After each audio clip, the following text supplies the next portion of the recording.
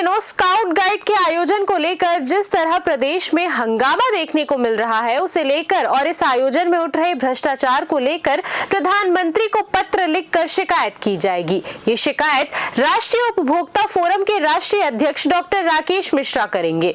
उन्होंने कहा कि ये आयोजन ही सरासर गलत है, जहां भारत स्काउट गाइड में सांसद बृजमोहन अग्रवाल को हटाकर मंत्री गजेंद्र यादव को प्रमुख बनाया गया। इसी बीच अनिल जैन का नाम भी सामने आ रहा है, जिनकी मुख्य भूमिका बताई जा रही है, जिसे लेकर अब शिकायत पत्र तैयार है।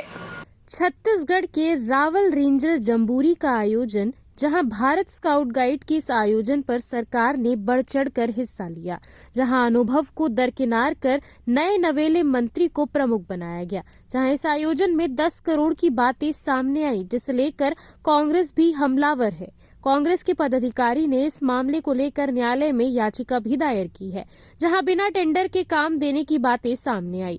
वहीं छत्तीसगढ़ के स्कूली शिक्षा विभाग के डीईओ के अकाउंट में 10 करोड़ रुपए को लेकर इस विवाद ने जन्म लिया, जिसे लेकर कई बातें सामने आ रही हैं। ये अनिल जैन की भूमिका अचानक से सामने आई है। उन्होंने बृजमोहन अग्रवाल को अध्यक्ष पद से हटाते हुए मंत्री गजेंद्र यादव को प्रमुख बनाया है स्काउट गाइड को लेकर। देखिए, अनिल जैन वो आदमी है जो भारतीय जनता पार्टी का पहले छत्तीसगढ़ प्रभारी था और इसने छत्तीसगढ़ में, राजस्थान में और मध्य प्रदेश में भारतीय जनता पार्टी को हरवाया था। इसके बाद इसको हटाया गया, फिर इसने भारत स्काउट गाइड के अध्यक्ष पद पर कब्जा जबरदस्ती कर लिया, चुनकर कर लिया। वर्तमान में अनिल जैन का कार्यकाल पूरा हो चुका है, लेकिन अनिल जैन जबरदस्ती इसके अध्यक्ष पद पर काबिज है। तो पहली चीज़ तो यही है कि अनिल जैन खुद चुनाव बिना कराए हुए अध्यक्ष अगर बना फिर रहा है तो ये बात अपने आप में गलत है। उसको पहले अध्यक्ष ही चुनाव कराना चाहिए, उसके बाद फिर इस तरह की बातें करना चाहिए। जी, सरकार की एंट्री हो जाती है, एनजीओ के कामकाज को सरकार क्यों देख रही है, क्या कारण मानते हैं? देखिए, इसमें ना सबसे बड़ी गलतफहमी ये है कि जैसे इसका नाम है भारत स्काउट गाइड या हिंदुस्तान स्काउट गाइड, तो इसमें भारत या हिंदुस्तान स्काउट गाइड जुड़े होने के कारण लोगों को ये पता नहीं है कि ये सरकारी नहीं है, ये केवल एनजीओ है। तो इसके कारण एक दुविधा की स्थिति बन जाती है। अब इसमें जो सरकार है वो फंड देती है इनको काम करने के लिए।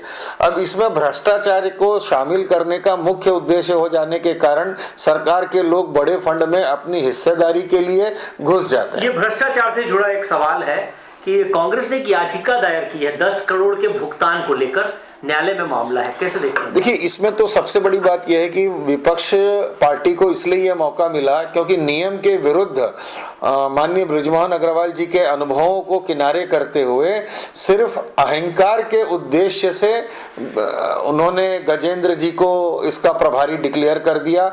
तो इसके कारण चूंकि माननीय बृजमोहन जी ने इसका विरोध किया है, तो इसलिए विपक्ष को बैठे बैठे एक मुद्दा मिल गया और भ्रष्टाचार इसमें बिल्कुल दिखाई दे रहा है, क्योंकि इसमें टेंडर की प्रक्रिया नहीं की गई, अलॉटमेंट की प्रक्रिया नहीं की गई, कितने लोग आ रहे हैं इसको पारदर्शी भी नहीं किया गया, कहाँ से लोग आ रहे हैं उनकी संख्या को लेकर पारदर्शी नहीं किया गया। और इस आयोजन को सही बनाने के लिए माननीय मुख्यमंत्री जी को भी शामिल कर लिया गया, उसके बाद राज्यपाल जी को भी शामिल कर लिया गया। तो इस तरीके से शासन के अधिकार का दुरुपयोग करते हुए एनजीओ के कार्यक्रम को किया गया है, जो कि भारत स्काउट गाइड के नियमों के विरुद्ध है और भारत स्काउट गाइड का जो बायलॉज है उसकी भी खाना पूर्ति केवल की जा रही है, उसके बायलॉज के अनुसार काम नहीं किया जा रहा है। सरकार में भारतीय जनता पार्टी अब भारतीय जनता पार्टी के खिलाफ में खड़े होते नजर आ रहे हैं। एक जो पूर्व मंत्री थे, वर्तमान में अभी वो सांसद हैं, उनको ही अलग का रास्ता दिखा दिया गया। क्या चल रहा है प्रदेश में? नहीं, देखिए, इसमें तो बिल्कुल साफ साफ बात है कि जो नए लोग हैं, नए मंत्री लोग हैं, पहली बार विधायक बन गए हैं, मंत्री बन गए हैं, तो इनको अनुभव की कमी है, ये बिल्कुल साफ दिखता है। इनके ऐसे बहुत सारे निर्णय हैं जो पहले ये निर्णय ले लेते हैं और फिर बाद में दबाव के कारण ये निर्णय बदल भी देते हैं। तो इसमें अनुभव में परिपक्वता तो बिल्कुल नहीं दिखाई देती। माननीय बृजमोहन अग्रवाल जी के पास अनुभव है, 15 साल से वो इस काम को संभाल रहे थे। उन्होंने देखा कि कि भाई उनकी जो इन्वॉल्वमेंट है और उनको नज़रअंदाज करते हुए काम किया जा रहा है, तो इसलिए कहीं ना कहीं ये उनकी भी प्रतिष्ठा की बात है और उनके लंबे अनुभव को देखते हुए भी उनको किनारे करना ये उचित नहीं है। तो इसलिए ये विवाद की स्थिति बनी है। सरकार को चाहिए कि ऐसा कोई भी काम ना करे जिसमें अनुभव को प्राथमिकता नहीं दिया जाए और अहंकार को प्राथमिकता दिया जाए। तो ये बात तो बहुत ही गलत है और गले से नहीं उतरती है। और यदि सरकार की विभिन्न गतिविधियों को देखा जाए तो नरेंद्र भाई मोदी जी ने बहुत मदद किया है और सरकार को फंड भी दिया है। मैं तो ये भी कहता हूं कि अगर मान लीजिए 10 करोड़ रुपया अगर भारतीय जनता पार्टी की शिक्षा मंत्रालय के पास उपलब्ध था, तो आज़ादी के बाद से अभी तक शासकीय स्कूलों में जो शौचालय की व्यवस्था बेटियों के लिए और बहनों के लिए नहीं है, यदि इस फंड का उसमें उपयोग किया गया होता तो शायद छत्तीसगढ़ के प्राइवेट स्कूलों की स्थिति बहनों और बेटियों के परिप्रेक्ष्य में सही उतरती। इस विषय को लेकर आप प्रधानमंत्री को कुछ पत्र लिखेंगे क्या इस विषय को लेकर?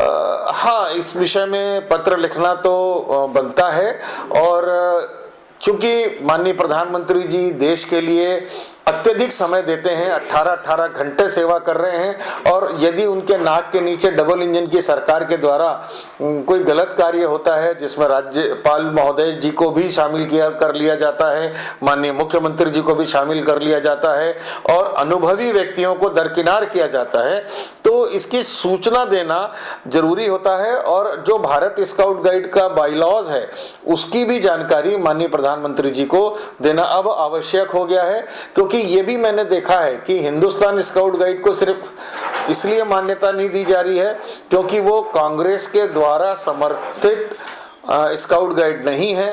भारत स्काउट गाइड के ऊपर बीजेपी के अनिल जैन ने कब्जा कर लिया है और भारत स्काउट गाइड और हिंदुस्तान स्काउट गाइड दोनों भारत सरकार के द्वारा मान्यता प्राप्त संस्था है और भारत स्काउट गाइड को छत्तीसगढ़ की सरकार के द्वारा मान्यता नहीं मिली है। इसका कोई पत्र जारी नहीं हुआ है, उसके बावजूद भी ये करोड़ों के फंड का खेल चल रहा है जो अनुचित है।